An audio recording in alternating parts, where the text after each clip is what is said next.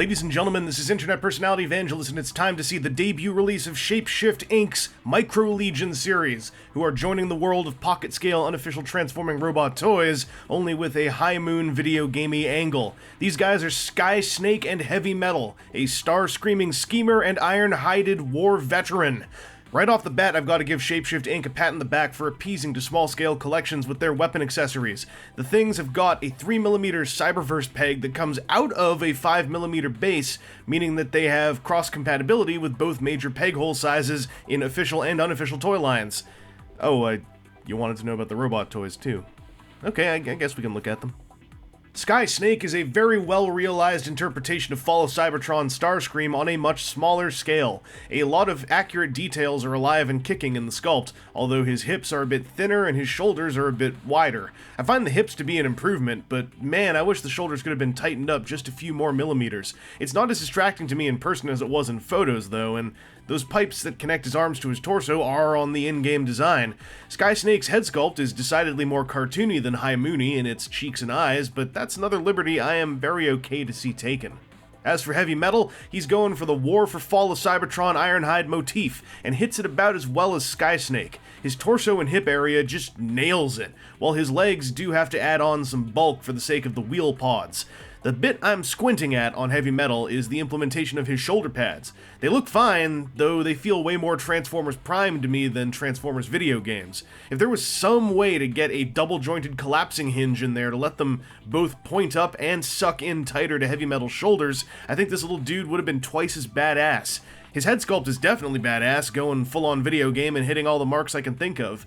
Both guys have got a lot of unmushy detail packed into their small statures, and that's all topped off with ridiculous amounts of shiny and metallic paintwork. Like, everything is coated in paint. This is by far the biggest trump card Shapeshift Inc. has played on the production level to set themselves apart from DX9 and Iron Factory, and I'm happy to report that so far, the paint has also been pretty darn durable through transformation, posing, and at least 2 accidental drops off a table. Sorry, Heavymetal. Let's talk about weaponry. Heavymetal has a pair of cannons that look kinda like the guns that the Prime Arms Micron version of Ironhide came with. They look like they're supposed to be able to combine into a longer cannon, but the barrel is a hair too wide to work with the peg on the back of the design. Also, they're basically unpainted, but begging for it with all the sculpted greebles. As for Skysnake, he has a big long rifle that kinda looks like the Nucleon Charge rifle from Fall of Cybertron, which was the fictional follow-up to the Null Rave from War for Cybertron. It's logical, I guess. It's big, long, and actually painted. There's also a removable ammo clip that can plug into either side of the gun to fill it full of giant pink bullets. Basically, these guys are full of ball joints. Skysnake's got a ball joint for a neck, which lets him look left and right. There's not a whole lot of, like, head waggle tilt, but he can look up and, you know, like, look forward while he's flying, or turtle shell himself there, but, it's a bit of a natural, like, looking up while flying kind of posture. That neck joint was scary tight. I'll talk about that a bit later. His wings can flap, so he can look happy. He's got ball-jointed shoulders. They go forward, backward, out about this far. There's no real in and out tilt, just this. But the transformation joint can allow for this, which kind of helps here and there. They're already sticking out so much, I don't feel like this impacts a whole lot, although you do get a separation there. He's got ball-jointed elbows, which afford a bicep swivel. His wrists transform like that, so I guess you can have him go wildly out of focus. Thought metallic paint, man. Anyway, you can have him, you know, do that, I guess, for when he's got his hand on his hip. He's got ball socket hips, which can pretty much fully Van Daminate and kick forward and backward. There's a thigh swivel and a knee joint combined in a ball socket knee joint, which works quite well. Here's the range of bend on his leg. It's pretty happy. And then, this is not what I was expecting, but he's got ball-jointed ankles, too, with a pretty decent circular range of forward, backward, side to side, and everything in between sort of tiltage.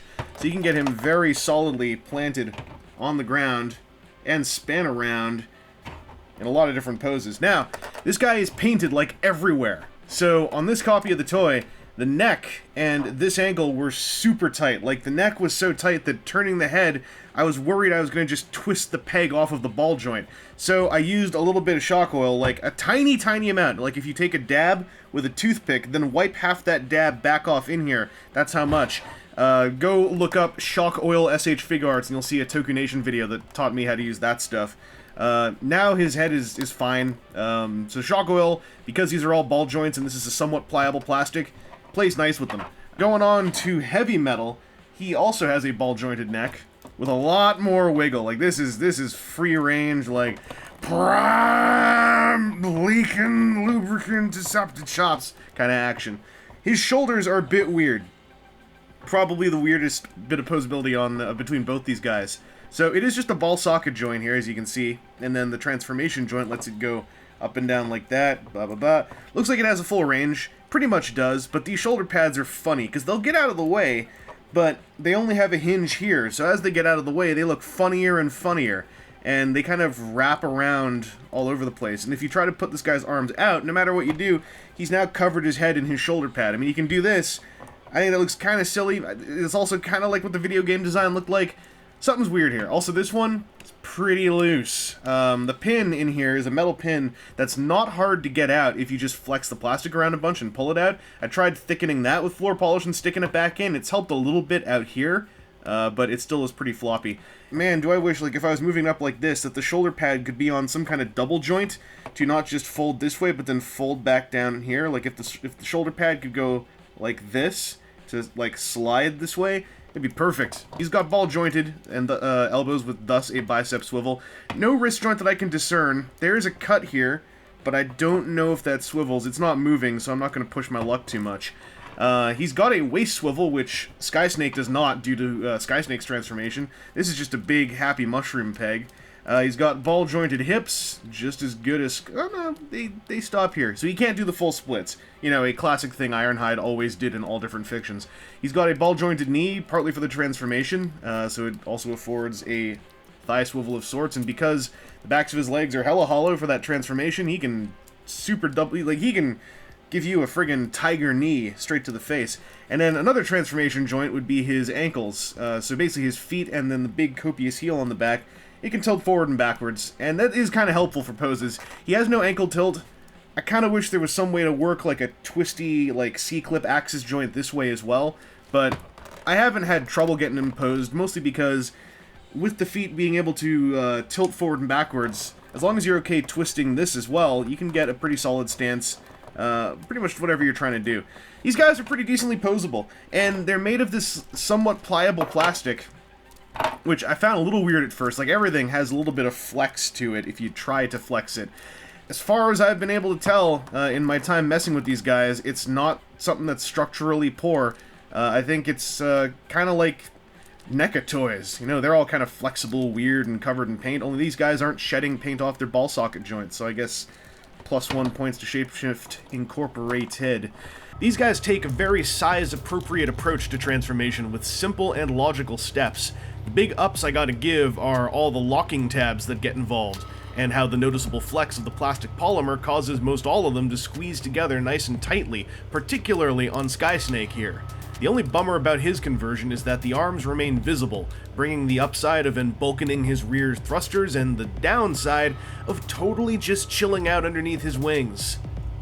Heavymetal's legs are kinda hard to peg together, so I scraped out a very small amount of the peg hole to get the connection to squeeze in a little bit smoother. Everything else is a slightly enhanced transformation you've probably seen before at this scale, though the extra step of sliding Heavymetal's shoulder axes was an unexpected touch. Also, for all my whining about his shoulder pad jointings, they come together gorgeously to finish off his transformation into vehicle mode. Skysnake's color layout only reignites itself in jet mode, as a fresh set of intense paintwork covers the topmost surface of his vehicular form. Once again, it looks a ton like the in-game model, but once again, with the caveat of his robot arms populating a whole lot of space under the wings and along the sides of the thruster array.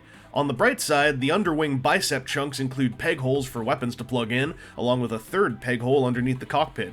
This means you can turn him into the equivalent of a flying gun, which is never a poor idea. The tail fin triangle up top can also be removed to reveal a 5mm port, and whether or not it's intentional, I've found that the ammo clip can fit under the nose cone to form a very explosive piece of landing gear.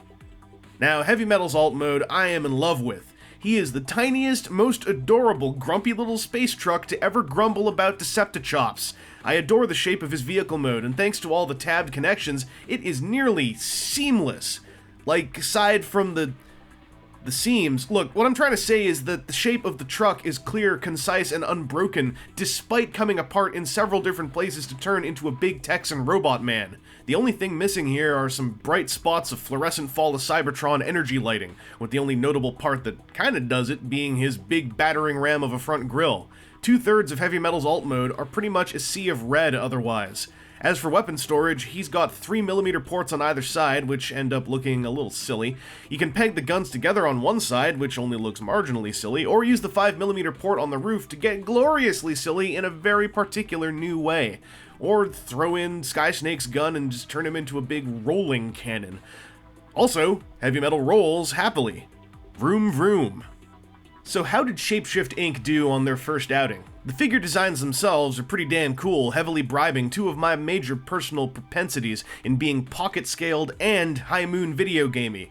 The sculpting and paintwork is very well done for their size. The transformations are simple and fun, with just a little extra touch above an official piece of this size, and the posability ranges from pretty alright to pretty darn good.